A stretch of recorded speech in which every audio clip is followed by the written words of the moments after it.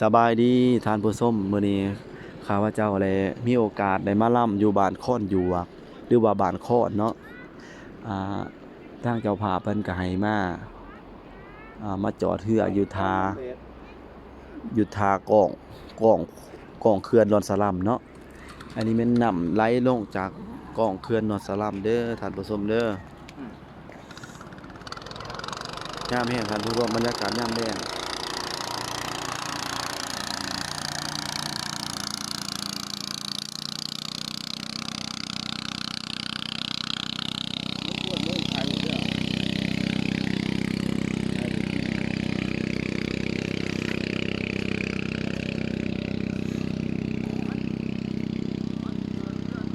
เป็นทีมงานหมอลำเฮาเนาะทีมงานหมอลำไต่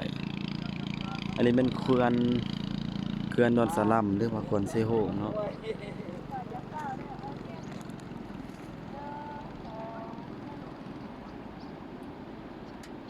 ท่านผู้ชมได้ยินเสียงน้ำบ่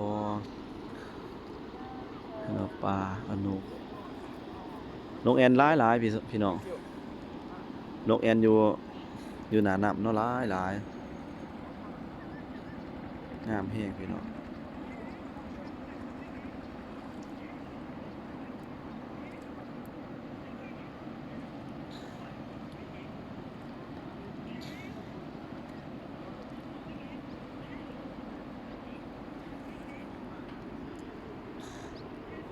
บรรยากาศยามแลงเด้อพี่น้องอันนี้เป็นบ้านสิไปรำเนาะบ้านกำลังสิไปรำ